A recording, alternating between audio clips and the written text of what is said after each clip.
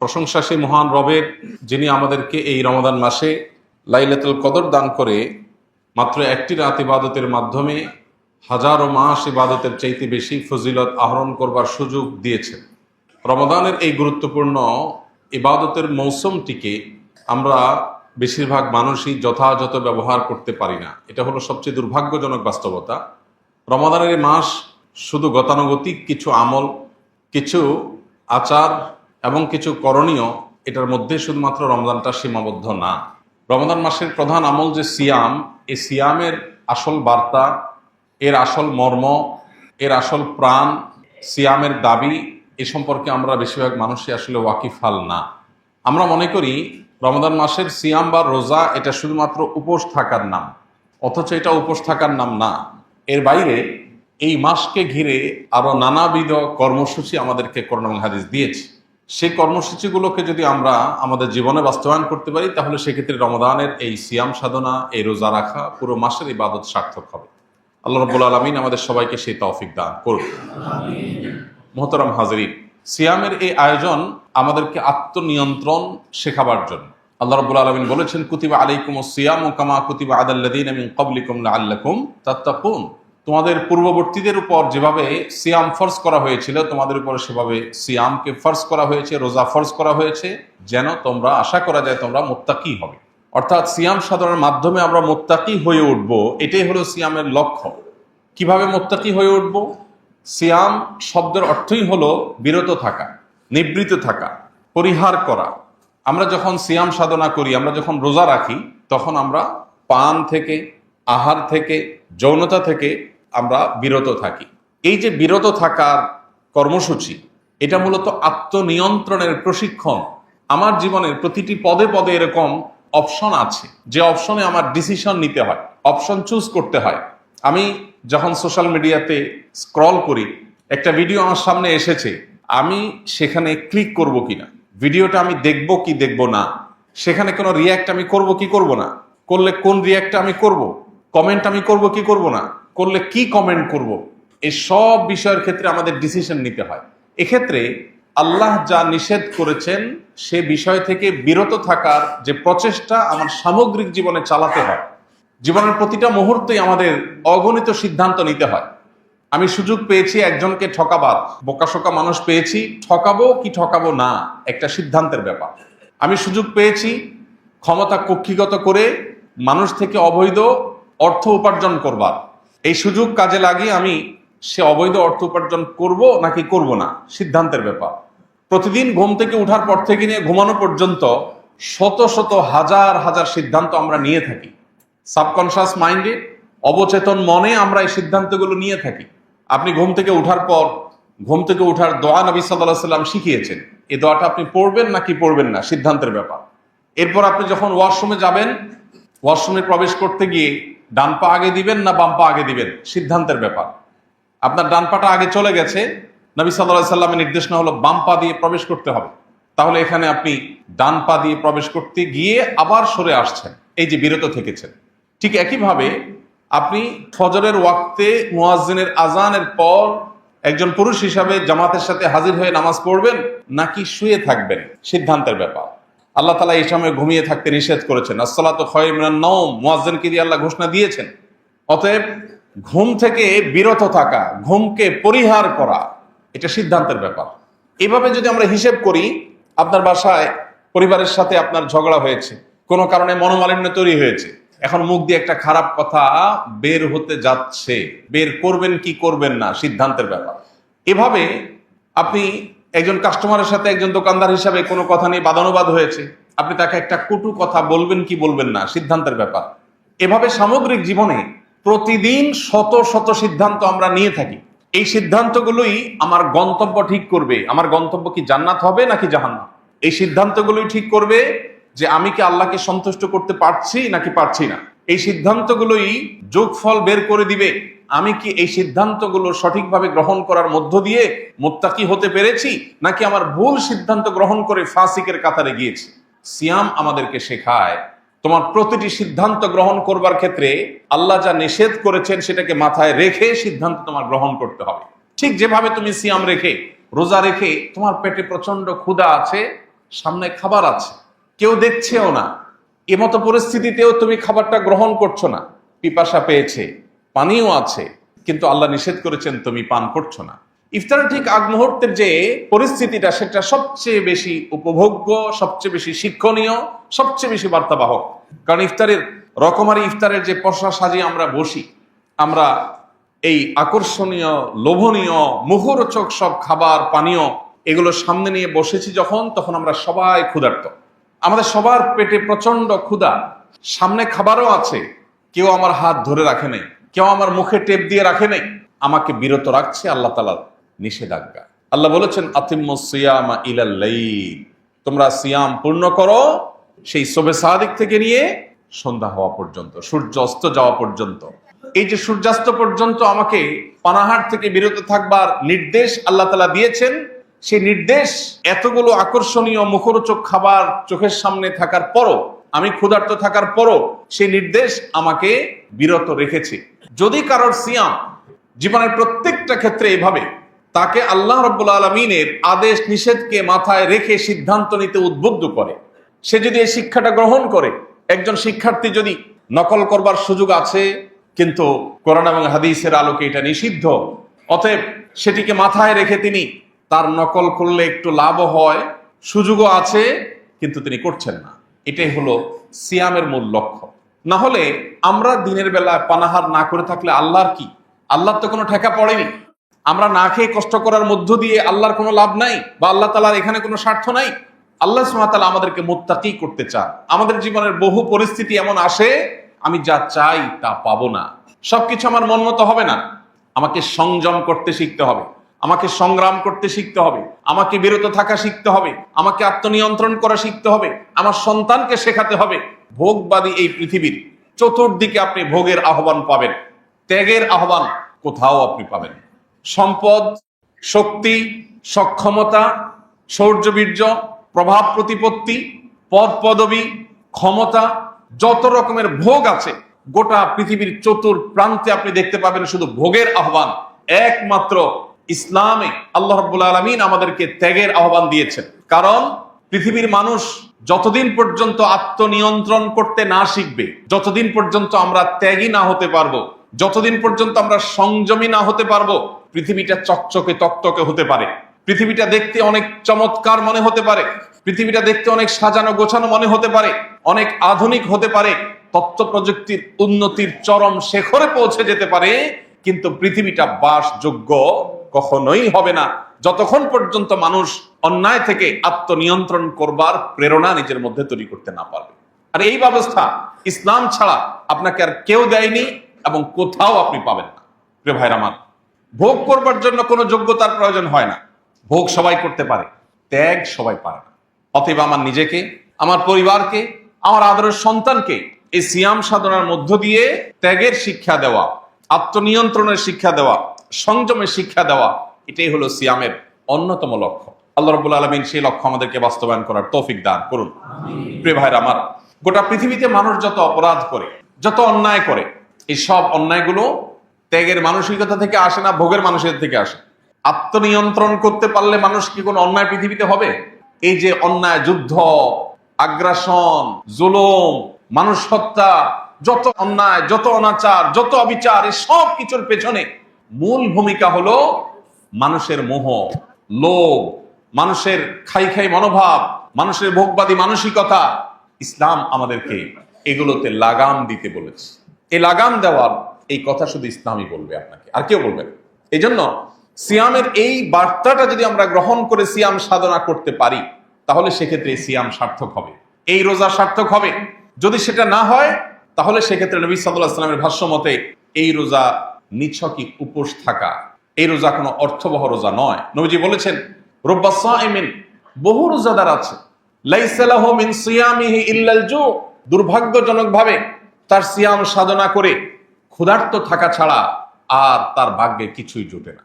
তার আমলনামায় কোনো সওয়াব, কোনো বিনিময়, কোনো পুণ্য, আল্লাহর কাছ থেকে কোনো প্রতিদান, আজর তার জন্য জমা হয় না। প্রিয় ভাইরা আমার, আমরা যদি সেই হতভাগাদের কাতারে শামিল না হতে চাই, আমরা যদি নিজেদেরকে হতভাগাদের কাতার থেকে বের করে আনতে চাই, তাহলে সিয়ামকে অর্থবহ করার জন্য, সিয়ামের মাধ্যমে সামগ্রিক জীবনে সকল অন্যায়, সকল অনাচার, সকল নিষিদ্ধ, সকল হারাম, সকল পাপাচার থেকে নিজেকে বিরত রাখার এই সংগ্রামে আমাকে জয়ী হতে হবে। সিয়াম শুধু পানাহার আর যৌনতার একটা নির্দিষ্ট সময়ের মধ্যে বিরত থাকার নামই যেন না হয়, বরং সিয়াম যেন হয় আমার সামগ্রিক জীবনে সকল প্রকার অনাচার থেকে বিরত থাকার নাম। সিয়াম শুধুমাত্র ওই 12 বা 14 ঘন্টার যেন না হয়, সিয়াম যেন হয় সামগ্রিক পুরো জীবনের সকল অন্যায় থেকে বেঁচে থাকার মধ্য দিয়ে। আল্লাহ আমাদের সবাইকে সেই তৌফিক দান করুন। প্রিয় ভাইরা আমার, আমরা যেন সেই সিয়াম রাখতে পারি, আমরা যেন সেই রোজা রাখতে পারি। আল্লাহ রাব্বুল আলামিন বহু উপযোগিতা তৈরি করে দিয়েছেন। কারণ নবী সাল্লাল্লাহু আলাইহি ওয়াসাল্লাম ইরশাদ করেছেন, রমজান মাস যখন শুরু হয় তখন সুলসিলাতিশ শায়াতিন, শয়তানদেরকে শৃঙ্খলাবদ্ধ করে ফেলা হয়। এটা কিসের জন্য? আমাদের আমলের প্রেরণা যেন আমরা পাই, আমরা যেন নেক আমল করতে পারি, আমরা যেন আল্লাহ রাব্বুল আলামিনের প্রিয় পাত্র হওয়ার পথে এগিয়ে যেতে পারি, আমরা যেন শয়তানকে পরাভূত করতে পারি। আল্লাহ রাব্বুল আলামিন সেই উপযোগিতা তৈরি করে দিয়েছে। শয়তানকে এই মাসে কেন শৃঙ্খলাবদ্ধ করে রেখেছে? 11 মাস তো আল্লাহ তাআলা তাকে শৃঙ্খলাবদ্ধ করেননি। এই মাসটিতে কেন শেকল দিয়ে আল্লাহ তাআলা বেঁধে রেখেছেন? কারণ আল্লাহ রাব্বুল আলামিন চান আমাদের মধ্যে আমলের প্রেরণা যেন জেগে ওঠে, শয়তানের শয়তানি এটা যেন বন্ধ হয়, শয়তানের শয়তানি যেন আমাদেরকে বিভ্রান্ত করতে না পারে, আমরা যেন নিয়ন্ত্রণ করতে পারি নিজেদেরকে। সেজন্যই রব্বে কারীম আমাদের জন্য ব্যবস্থা করে রেখেছে। বিষয়টাকে অত্যন্ত চমৎকার একটি উদাহরণের মাধ্যমে আমরা বুঝতে পারি। সেটা হলো, আমাদের বাসা বাড়িতে পিঠাপিঠি ছেলে মেয়ে থাকলে তাদের মধ্যে টুকটাক মারামারি লেগে আছে না? বাসা যদি আমাদের বাচ্চা কাচ্চা থাকে, পিঠাপিঠি তাদের মধ্যে কম বেশি ঝগড়াঝাটি মারামারি এগুলো হয়। সাধারণত যে বাচ্চাটা একটু বড়, ছোটটা জেদ করে কিন্তু মার খায়, জেদ করে বড়টার সাথে সাধারণত পারে না।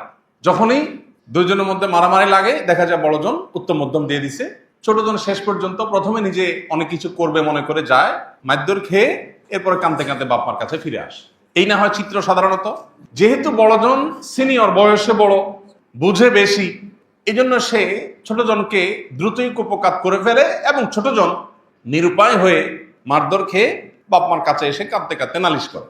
বাপ মা কি করে? বাপ মা সাধারণত যদি দেখে যে কোনোভাবে বাচ্চাকে বোঝানো যাচ্ছে না, সে অনেক জেদ, বড়জন তাকে কেন মারলো, কিছু একটা করতেই হবে, তখন মাঝে মধ্যে, সব সময় না, বড়জনকে ধমকাতে ধমকাতে বলে, কেন তুমি তার গায়ে হাত দিলা? এরপর তার হাত ধরে রেখে ছোটজনকে ইশারা দেয়, ঠিক আছে তুমি এবার 2-4টা মারো, তোমার জিদ থামো। এবার ছোটজন চান্সে 2-4টা মেরে আবার বাপ ইশারা দেয়, মা ইশারা দেয়, সে পালায় যায়। এরকম হয় না আমাদের বাসা বাড়িতে? আল্লাহ রাব্বুল আলামিন আমাদেরকে সৃষ্টির আগে সৃষ্টি করেছেন ইবলিসকে। ইবলিস আমাদের চাইতে বয়সে বড়, দুনিয়া সে আমাদের চাইতে বেশি দেখেছে, বেশি জেনেছে, শেয়ানা একটু আমাদের চাইতে বেশি। যার কারণে ইবলিসের সাথে আমাদের যে কুস্তি, এই কুস্তিতে বেশিরভাগ সময়, মোস্ট অফ দ্য কেস, সে আমাদেরকে পরাভূত করে, আমরা আসলে পারি না। কারণ সে একটু বেশি শেয়ানা, সে একটু বেশি সিনিয়র, সে একটু বেশি পারে, এজন্য আমরা ধরা খাই এসে আল্লাহর কাছে কাঁদি, আল্লাহ শয়তান তো আমাকে ধ্বংস করে দিছে, আমাকে তো জাহান্নামী কাজ করায় ফেলছে, আমার দিয়ে গুনহার কাজ করাই ফেলছে। আল্লাহ, আমরা যখন আল্লাহর কাছে নালিশ করি, আল্লাহ তাআলা বছরে একবার শয়তানকে ধরে রাখেন, যাও সুযোগ এবার তোমার জেতার, সারা বছর তুমি জিততে পারো না, সে জিতে ফেলে, তুমি 2 বার জিতলে 10 বার সে জিতে, তো এই সুযোগ তাকে হারিয়ে তোমার জিতে যাওয়া। প্রিয় ভাইরা আমার, আল্লাহ সুবহানাহু ওয়া তাআলা এত চমৎকার ব্যবস্থাপনা আমাদের মাগফিরাত লাভের জন্য, আমাদের ইবাদতের আমলের ঘাটতি পুষিয়ে নেওয়ার জন্য, কিন্তু সেই সুযোগ আমরা কজন কাজে লাগাতে পারি? এই সুযোগ যদি আমরা কাজে লাগাতে না পারি, এর চেয়ে বড় হতভাগা কে? এই কারণেই তো নবী সাল্লাল্লাহু আলাইহি সাল্লাম জিবরিলের সেই দোয়ার সাথে আমিন এবং একাত্মতা পোষণ করেছিলেন, যেই দোয়া রীতিমতো হতভাগা হিসাবে রমজান পেয়ে যে ব্যক্তি আল্লাহর কাছ থেকে নিজের গুনাহগুলো মাফ করাতে পারলো না, শয়তানকে বেঁধে রাখা আছে, এই মুহূর্তেও যদি কেউ আল্লাহর কাছ থেকে মাগফিরাত আদায় করে মাগফিরাত চেয়ে নিয়ে নিতে না পারে, এর চাইতে বড় হতভাগা কেউ নাই, তার ধ্বংস হোক। এই কথার সমর্থন নবী সাল্লাল্লাহু আলাইহি সাল্লাম করেছেন শুধুমাত্র এই হতভাগাদের হতভাগ্য দেখে। অতএব আমরা যেন সেই হতভাগাদের কাতারে শামিল না হই, আমরা যেন রমাদানকে অর্থবহ এবং প্রতিটা সিয়ামকে যেন আমাদের জন্য সার্থক করতে পারি। আল্লাহ রাব্বুল আলামিন আমাদের সবাইকে সেই তৌফিক দান করুন। প্রিয় ভাইরা আমার, অতএব শুধু সাহারি আর ইফতার খেলাম আর মাঝের সময়টাতে পানাহার যৌনতা থেকে বিরত থাকলাম, এর মধ্যেই যেন আমাদের রোজা, এর মধ্যেই যেন আমাদের সিয়াম সীমাবদ্ধ না থাকে। সিয়াম আমাদেরকে কি বলতে চায়? সিয়াম আমাদেরকে কি বার্তা দিতে চায়, রোজা আমাদেরকে কি মেসেজ দিতে চায়, আমরা সেই বার্তাটা গ্রহণ করার চেষ্টা করি। এবং এই তিনটি কাজ নয়, শুধু সকল প্রকার অন্যায় অনাচার থেকে বিরত থাকার এই সংগ্রাম, বিরত থাকার এই প্রচেষ্টা, এটা আমাদের অব্যাহত রাখতে হবে সামগ্রিক জীবনে। তাহলে ইনশাআল্লাহ আমাদের এই সিয়াম, আমাদের রোজা এটা সার্থক হবে। রব্বে করিম আমাদের সবাইকে আমাদের রোজাকে পরিপূর্ণভাবে সার্থক করার তৌফিক দান করুন। এই রোজা যেন আমাদের সমস্ত গুনাহগুলোকে মাফ করে দিয়ে যায়। আমাদের আমলনামা থেকে সকল অন্যায়, সকল অনাচারের সকল ডকুমেন্ট আল্লাহ রাব্বুল আলামিন যেন সব যেন ডিলিট করে দেন, সব যেন আল্লাহর কাছ থেকে মুছিয়ে নিতে পারি। আর কিছু না, প্রয়োজন তাওবা, প্রয়োজন সংকল্প, প্রয়োজন নিজের পাপাচারের জন্য আল্লাহর কাছ থেকে চোখের পানি ফেলে ক্ষমা চেয়ে নেওয়া, নতুন করে আর কোনো গুনাহ, কোনো অনাচার করব না, এই মর্মের সংকল্প করা। এই দুটি কাজ খুবই সহজ, কিন্তু একদিকে আমাদের বাহিরের শত্রু শয়তান, অপরদিকে আমাদের ভেতরের শত্রু আমাদের কুপ্রবৃত্তি। এই দুটি শত্রু আমাদেরকে কোনোভাবে তওবা করতে দেয় না। রমাদানের অনেকগুলো দিন অতিবাহিত হয়ে গেছে, কি মনে হয় আমি কি আল্লাহর কাছ থেকে আমার গুনাহগুলো মাফ করাতে পেরেছি? মাফ করাবার জন্য চেষ্টা করতে পেরেছি? আমি কি 2, 4, 10, 20 মিনিট সময় নিয়ে আল্লাহর কাছে চোখের পানি ফেলে জীবনের তরে সকল অন্যায় অনাচার গুনাহ বর্জন করবার সংকল্প করতে পেরেছি? আমি কি জীবনে সমস্ত পাপাচার থেকে ফিরে আসব সেই সিদ্ধান্ত নিতে পেরেছি? অত্যন্ত গুরুত্বপূর্ণ প্রশ্ন। নিজের বিবেকের কাছে প্রশ্ন রাখি। আনন্দের বিষয়, সময় এখনো শেষ হয়ে যায়নি। যদি আমার নিজের ব্যাপারে কোনো অনুযোগ থাকে, অভিযোগ থাকে যে আমি আসলে সেই কাজটি করতে পারিনি, তাহলে আল্লাহ শুকর আদায় করি, সময় এখনো শেষ হয়ে যায়নি। রমাদানের দিন, রমাদানের রাত, রমাদানের অবসর সময়, রমাদানের কর্মব্যস্ত সময়, প্রতিটা মুহূর্তকে আসুন আল্লাহর স্মরণ দিয়ে পরিপূর্ণ করে রাখি। আমাদের ফোকাস, আমাদের মনোযোগ যে সমস্ত বিষয়গুলো কেড়ে নেয়, সেটা হোক সোশ্যাল মিডিয়ার স্ক্রলিং, হোক আমাদের বন্ধু বান্ধবদের কোনো আড্ডার মজলিস, হোক আমাদের অন্য কোনো কিছু, সে সব বিষয় থেকে আমরা সরে এসে পরিপূর্ণ মনোযোগ আল্লাহর দিকে দিয়ে একটি মাস আমার সমগ্র জীবনকে যেন পরিবর্তন করবার জন্য যথেষ্ট হয়। এখান থেকে যেন সেই রসদ আমি পাই, সেই প্রেরণা আমি পাই, সে শক্তি আমি পাই, সে উৎসাহ যেন আমি পাই, সে উদ্দীপনা যেন আমি পাই, সে সিদ্ধান্ত যেন আমি গ্রহণ করতে পারি, জাহান্নামমুখী ট্র্যাক থেকে সরে এসে জান্নাতমুখী ট্র্যাকে যেন আমি উঠে যেতে পারি, সেই চেষ্টাটা আমাদের থাকতে হবে। তবে এই রমাদান আমাদের সার্থক হবে। আমি শুধুমাত্র সাহরি ইফতার, আমি শুধুমাত্র তারাবি আর রোজা, এই 4টি জিনিসের মধ্যে আমার রোজাকে, আমার রমজানকে সীমাবদ্ধ না করে আমার এই রমজানকে আমি বহুমুখী আমল দিয়ে সাজাবো, তওবা দিয়ে আল্লাহর কাছ থেকে ইস্তেগফারের মাধ্যমে নিজের ক্ষমা গুনাহগুলোকে মাফ করিয়ে নিয়ে তারপরে আমার রমজানকে আমি সার্থক করব। রব্বে করিম আমাদের সবাইকে সেই তৌফিক দান করুন। চেষ্টা করব তো ইনশাআল্লাহ। প্রিয় ভাইরা আমার, এই সুযোগ আমাদের সামনে আসছে। আমরা শুধুমাত্র গতানুগতিক কিছু কাজ করার মধ্য দিয়ে আমাদের রমজানকে আমরা শেষ করে থাকি। আল্লাহ রাব্বুল আলামিনের কাছে আসুন কায়মন বাক্যে দোয়া করি, ফরিয়াদ করি, আমরা যেন হতভাগাদের কাতারে শামিল না হই। বহু মানুষ আছে রমাদানে শুধুমাত্র গতানুগতিক কিছু কাজ করে রমজান পার করে দিবে, এই রমজান তার কোনো কাজে আসবে না। আমরা যেন সেই ব্যর্থ মনোরথ মানুষের কাতারে শামিল না হই, আমরা যেন সার্থক হই। সুযোগ এখনো আছে, এখনো বাকি দিনগুলোতে আমরা আল্লাহ তাআলার কাছে নিজের সমস্ত গুনাহের জন্য কায় মনোবাক্যে ক্ষমা চাই, চোখের পানি ফেলি। কিছু সময় একান্ত নিজের করে নেই। সবচেয়ে বুদ্ধিমানের কাজ হবে আপনি রমজানের শেষ 10টা দিন যদি ইতিকাফের সিদ্ধান্ত নিতে পারেন, আর যদি সুযোগ থাকে শেষ 20 দিন ইতিকাফের সিদ্ধান্ত নেন। শয়তান আপনাকে মিথ্যা ভয় দেখাবে, ধোঁকা দেখাবে। শয়তান আপনাকে বলবে তুমি ইতিকাফে বসে গেলে তোমার বাকি সব চলবে কিভাবে, কত কাজ তোমার। আহা, এর চেয়ে বড় মিথ্যা কথা আল্লাহর জমিন আর কিছু নেই। পৃথিবীতে কারোর জন্য কোনো কিচ্ছু থেমে থাকে না, থাকবে না। একসময় যাকে মনে হতো এর কোনো বিকল্প নাই, তার বহু বিকল্প দেখা গেছে, তার চেয়ে বেটার বিকল্প দেখা গেছে, গেছে না যায় না। আপনি মনে করছেন আপনার প্রতিষ্ঠানের জন্য, ব্যবসার জন্য, ফ্যামিলির জন্য আপনি নির্বিকল্প, আপনার মতো হাজার লক্ষ বিকল্প আল্লাহ প্রস্তুত করে দিতে পারেন। আপনি থেকে যা করতে পারবেন আপনি না থাকাতে তার চাইতে বেশি হতে পারে। এটা আমাদের চোখের সামনে অহরহ অগণিতবার হচ্ছে, আমরা দেখতে পাচ্ছি। কিন্তু মানুষ বড়ই অকৃতজ্ঞ। আল্লাহ তাআলা বলেছেন এই জন্য যে ইন্নাল ইনসানা লাকাফুর, মানুষ বড়ই অকৃতজ্ঞ। মানুষ চোখের সামনে দেখে, জানে, শুনে, বুঝে, কিন্তু সে নিজের মধ্যে সেটাকে ধারণ করে না, গ্রহণ করে না।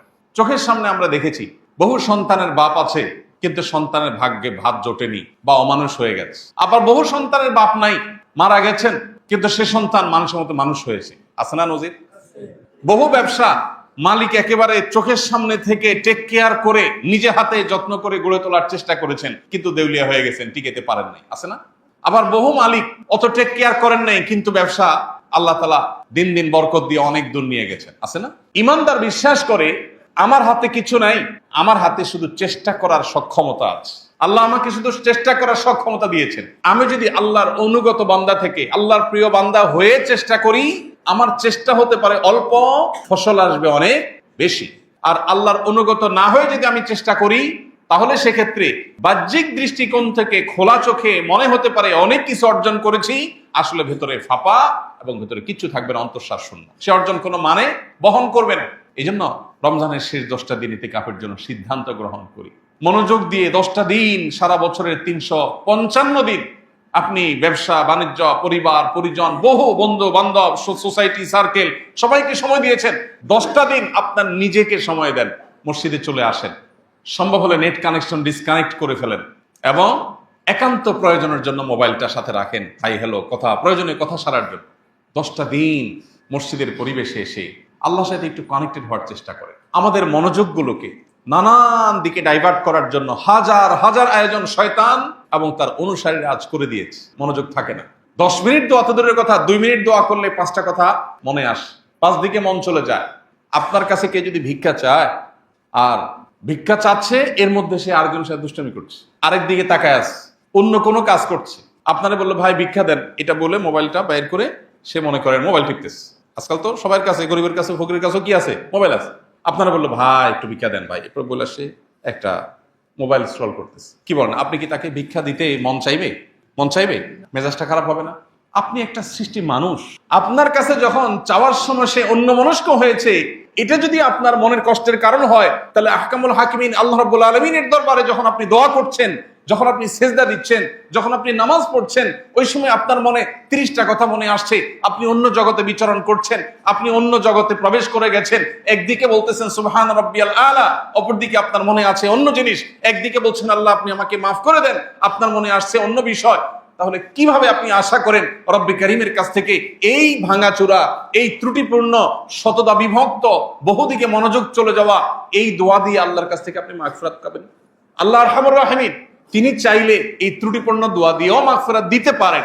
তিনি চাইলে কেউ চাওয়া ছাড়াও তাকে মাফ করে দিতে পারেন, সেটা ভিন্ন বিষয়। কিন্তু দোয়ার তো একটা আদব আছে, দোয়ার তো একটা শিষ্টাচার আছে। এই যে মনোযোগ, এই মনোযোগ আজ সোনার হরিণ হয়ে গেছে। মনে রাখবেন, শত শত হাজার হাজার লক্ষ লক্ষ কোটি টাকা আল্লাহর রাস্তায় দান করা, এটা আজকাল এত কঠিন বিষয় না। যত কঠিন বিষয় আল্লাহ রাব্বুল আলামিনকে পরিপূর্ণ মনোযোগের সাথে একটু স্মরণ করা।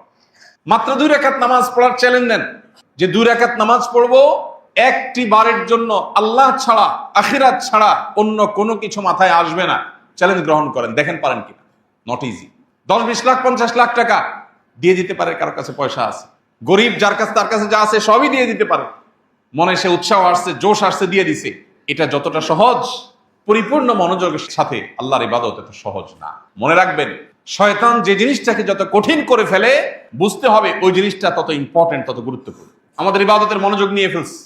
রমজানের শেষ 10টা দিন যদি আমরা ইতিকাফে বসার নিয়ত করতে পারি, অন্য সমস্ত মনোযোগ বিনষ্টকারী বিষয়গুলোর সাথে সম্পর্ক কাট করে, ছিন্ন করে যদি আমি বসার চেষ্টা করতে পারি, অন্তত ইবাদতে, আল্লাহর স্মরণে, দোয়ায় মনোনিবেশ করার, মনোযোগ দেওয়ার, ফোকাস ধরে রাখার এই প্রচেষ্টায় আমি ফিরতে পারি।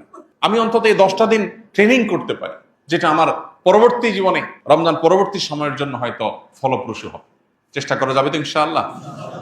ভাইরা আমার, দুনিয়ার অনেক স্বাদ তো আমরা আস্বাদন করি। আল্লাহর কাছে রোনাজারির, কান্নাকাটির, চোখের পানি ফেলার, দোয়া করার এক অভূতপূর্ণ স্বাদ আছে। আপনার পরম প্রিয় আপনজনের সাথে কথা বলার, আড্ডা দেওয়ার একটা মজা আছে, জানি। কিন্তু আপনি কি জানেন, আপনার রব সৃষ্টিকর্তার সাথে আড্ডা দেওয়ার, রবের সাথে মুনাজাত করার, মুনাজাত শব্দের অর্থ কিন্তু কানাঘুষা করা। মুনাজাত মানে 2 হাত তোলা না, শুধু 2 হাত তুলবেন, 2 হাত তুলে আল্লাহর কাছে বলবেন, চাইবেন। ইফতারের আগে সব পশা রেডি আছে, 10 মিনিট আগে, 5 মিনিট আগে বলবেন, যা যে অবস্থা আছে এভাবে থাক, আজকে শরবত একটা হয় না, হবে না, চলে আসো। সবাইকে নিয়ে আল্লাহর কাছে 2 হাত তুলে দোয়া করেন। ভোর রাতে তাহাজ্জুদে দোয়া করেন, নামাজের পরে দোয়া করেন, যখন সুবিধা আসবে তখন আল্লাহর কাছে একটু চান। এই চাওয়াটা, বিশেষ করে ভোর রাতে, নির্জনে, ইতিকাফের সময়টাতে, সিজদায়, একান্তে যখন আল্লাহর সাথে কথা বলা হয়, আল্লাহকে ডেকে ডেকে আপনি এক একটা গুনাহের কথা স্মরণ করে আল্লাহর কাছে মাপ চান। পৃথিবীর কোনো মানুষের কাছে কোনো অপরাধ স্বীকার করলে আপনার কখনো ভালো লাগবে না, আপনার অস্বস্তি লাগবে। আপনি বিব্রত বোধ করবেন, আপনার মনে কষ্ট অনুভব হবে যে আমি অপরাধ করে আবার তার কাছে স্বীকার করলাম, মানে সে জেনে গেল, তার কাছে ছোট হয়ে গেলাম। একটি মাত্র জায়গা আছে যে জায়গায় আপনি অপরাধের কথা স্বীকার করলে আপনার ভালো লাগায় কাজ করবে, সেটা হলো আল্লাহর সাথে কথা বলা। আল্লাহকে যদি বলেন চোখের পানি ফেলে, আল্লাহ কত গুনাহ করেছি, তুমি যদি মাফ না করো, আমার যদি জাহান্নামে যেতে হয়, তাহলে এটা আমার জন্য হবে ভয়াবহ পরিণাম, আল্লাহ তুমি আমাকে মাফ করে দাও। আপনি দেখবেন আপনার জীবনের সবচেয়ে উপভোগ্য সময় সেটা পার করবেন যে সময়টুকুন পূর্ণ মনোযোগের সাথে আল্লাহর সাথে কথা বলতে পেরেছে। এই জন্য রমজানে আল্লাহর সাথে কথা বলার চেষ্টা করবো তো ইনশাআল্লাহ। বিশেষ করে দুটি সময়, দিন রাত 24 ঘন্টার যখনই সুযোগ পাবো তখন তো করবোই। দুটি সময় স্পেশালি, একটা হলো ইফতারের আগে, আর একটা হলো ভোর রাতে তাহাজ্জুদের সময়। এই যে আমরা তারাবি পড়ি, বেশিরভাগ মানুষই বুঝি না হাফেজ সাহেব কি বলছেন, কিন্তু আমি যদি নিয়ত করি যে আমার কান দিয়ে পরিপূর্ণ মনোযোগের সাথে আল্লাহর কালাম আমি ভেতরে প্রবেশ করাচ্ছি, মনে রাখবেন এটা একটা কমপ্লিট স্পিরিচুয়াল ট্রিটমেন্ট পদ্ধতি, আপনার আধ্যাত্মিক রুহানি ট্রিটমেন্ট, শেফা এই কোরআন তেলাওয়াত শোনার মধ্য দিয়ে হবে। আপনার কাজ হলো শুধু পরিপূর্ণ মনোযোগের সাথে শোনা। এর মধ্য দিয়ে সারা বছরের আপনার চলার জন্য যে রসদ দরকার হয়, রুহানি আধ্যাত্মিক শক্তির দরকার হয়, যে স্পিরিচুয়ালিটির দরকার হয়, সেটা আপনি আহরণ করতে পারেন। এই জন্য ভাই, দরকার তারাবিতে মনোযোগ, দরকার দোয়ায় মনোযোগ, দরকার আল্লাহর প্রতি মনোনিবেশ, দরকার আল্লাহর জন্য চোখের পানি ফেলা। বহু মানুষ এই মসজিদে গত রমাদানে জুমার সময় আমাদের সাথে উপস্থিত ছিলেন, এখন নাই। আছে না এরকম অনেকে? আমরা এখানে যারা আছি, আমাদের মধ্যে মালাকুল মউতের কাছে আল্লাহর দেওয়া লিস্ট তালিকায় কার কার নাম আছে যে আগামী রমজানের আগে মাটির নিচে যেতে হবে, সেটা আমরা জানি না। আমাদের মধ্যে হয়তো আমি, হয়তো আপনি, আমরা কেউ এমন আছি যে এটাই হলো আমার জীবনের শেষ রমজানের সুযোগ, আর আসবে না। মনে রাখবেন, এই সুযোগটাকে হাতছাড়া করার মতো দুর্ভাগ্য, এর চেয়ে হতভাগ্য, এর চেয়ে বড় আমাদের জন্য অভাগা হওয়ার আর কোনো বিষয় হতে পারে না। এই জন্য রমাদানের অবশিষ্ট সময়গুলোকে আসুন পরিপূর্ণভাবে কাজে লাগে। আল্লাহ আমাদের সবাইকে তৌফিক দান করুন। আল্লাহ রাব্বুল আলামিনের কাছে নিজেকে সমর্পণ করি, একটু আল্লাহর সাথে কথা বলি, মনোযোগটা কমায় আনি, টাকা পয়সা, ব্যবসা বাণিজ্য, সম্পর্ক, সম্প্রীতি সব ঠিক রেখে আবার জান্নাতও চাইবেন, আল্লাহরও খুশি রাখবেন। এগুলো কোনো দিনই সম্ভব না, মনে রাখবেন, কোনো দিনই সম্ভব না। স্যাক্রিফাইস ছাড়া কেউ জান্নাত যেতে পারবে না। স্যাক্রিফাইস লাগবেই। আপনি সব ঠিক রাখবেন, সামাজিকতা, আপনার সন্তান সন্ততি চাওয়া, সবাই খুশি রাখবেন, সব 16 আনা রাখবেন, এরপরে এসে আল্লাহকেও খুশি করতে চাইবেন, এটা হবে না। স্যাক্রিফাইস করতে হবে। এই জন্য হয় আপনার ব্যবসার কোনো কিছুকে, হয় আপনার স্বার্থের কোনো কিছুকে, সামাজিক প্রতিপত্তির কিছুকে স্যাক্রিফাইস করতে হবে। এই স্যাক্রিফাইসের মধ্য দিয়ে রমাদান অর্থবহ হয়ে উঠবে, রমাদান সার্থক হয়ে উঠবে। রব্বে কারীম আমাদের সবাইকে সেই তৌফিক দান করুন।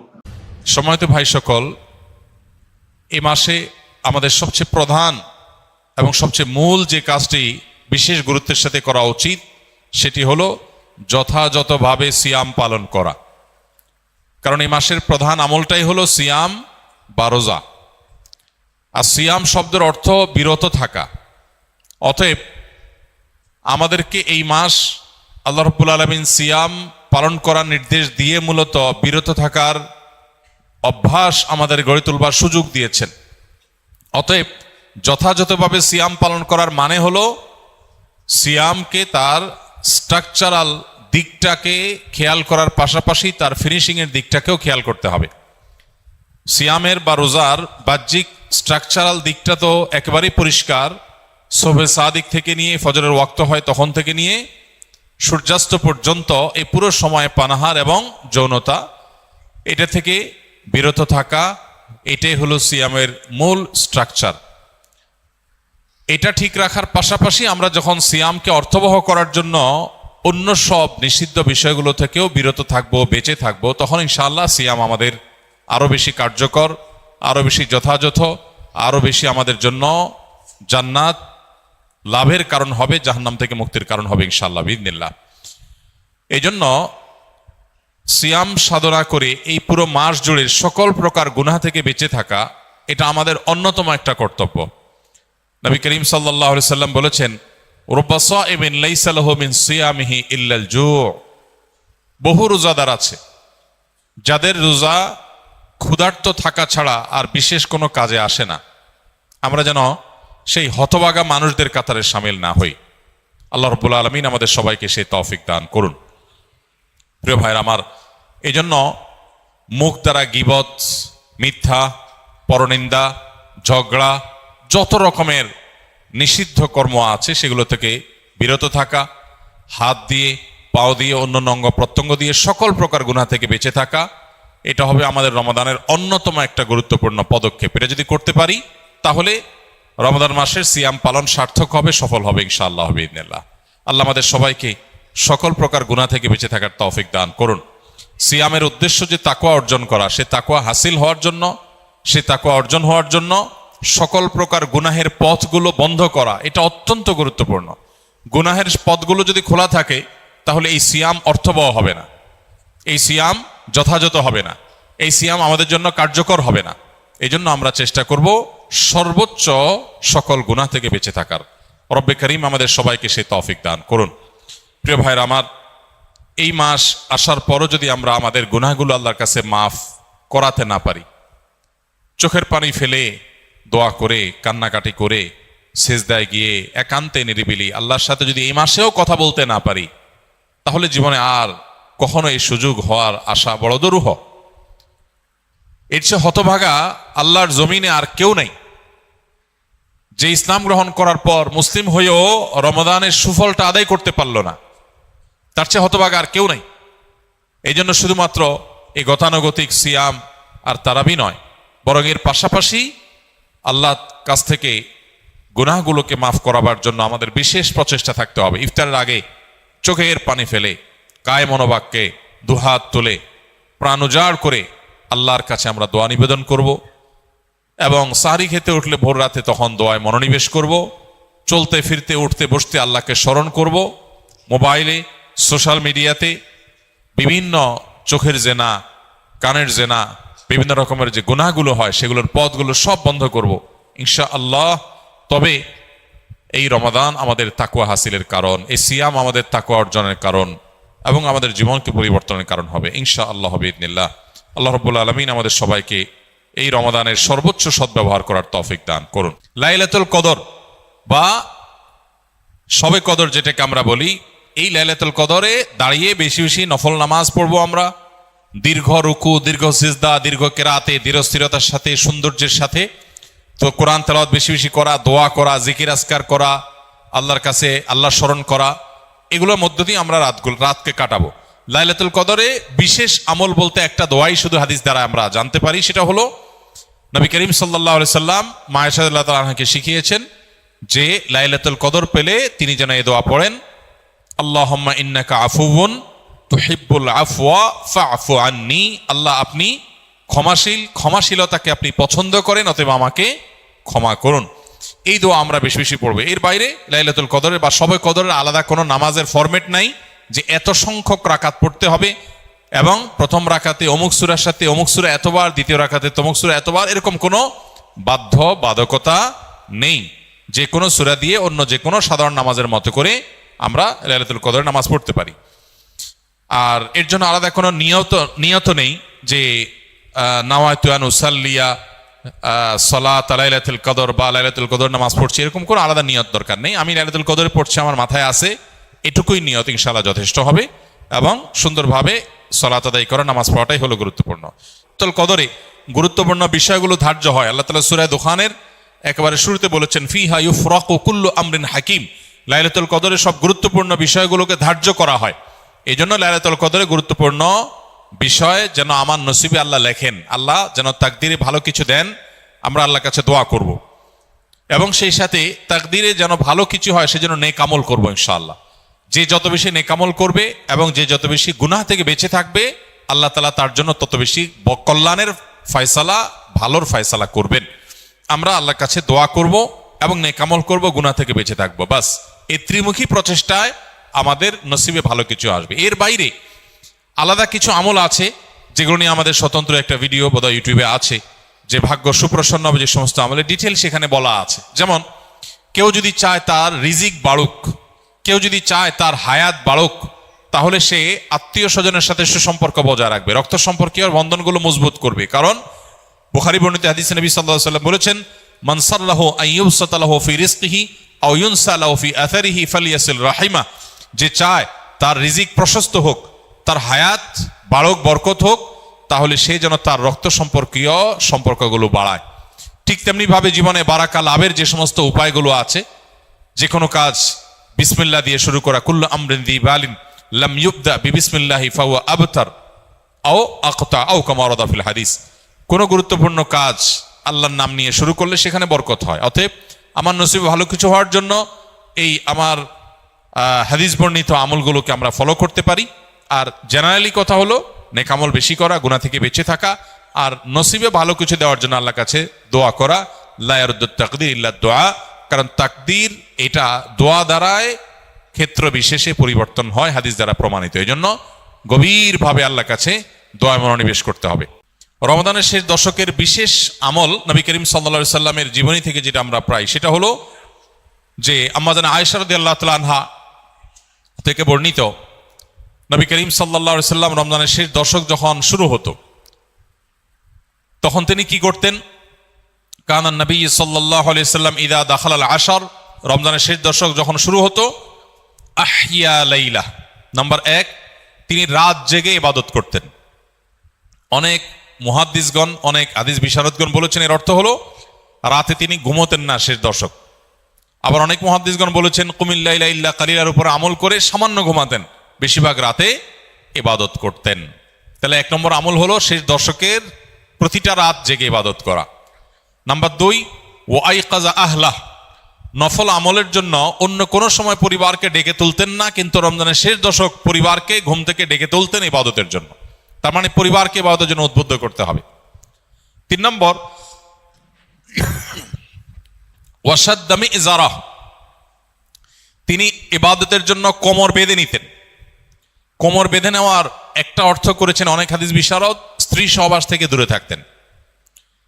আরবরা এরকম কোমর বেঁধে নেওয়া বলতে এরকম ইঙ্গিত করে থাকে।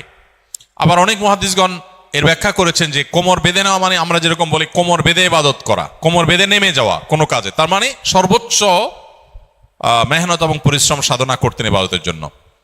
আর অন্য আরেকটি হাদিসে আসছে কানা ইয়াজতাহিদু ফীহি মা লা ইয়াজতাহিদু ফী গায়রি, নবীজি শেষ দশকে ইবাদতের জন্য এত বেশি পরিশ্রম করতেন, বছরে অন্য কোনো সময় ইবাদতের জন্য এত পরিশ্রম করতেন না। অথচ আমরা শেষ দশকে বেশিরভাগ মানুষ হয় গ্রামের বাড়ি যাওয়ার নিয়ে ব্যস্ত, গ্রামের বাড়ি যাওয়ার পরে বিভিন্ন বাড়িতে বাড়িতে ঘোরার, গ্রামে গ্রামে ঘোরার নিয়ে ব্যস্ত, আর শহরে যারা আছি তারা কেনাকাটা, শপিং ইত্যাদিতে ব্যস্ত। তো এটা হলো আমাদের শেষ দশকের অভ্যাস, যেটা হাদিসের একেবারে বিপরীত। শেষ দশক হওয়া উচিত প্রথম দশক, দ্বিতীয় দশকের চাইতে বেশি ইবাদতে বেশি মনোযোগী হওয়া উচিত আমাদের শেষ দশকে। আল্লাহ আমাদেরকে তৌফিক দান করুন।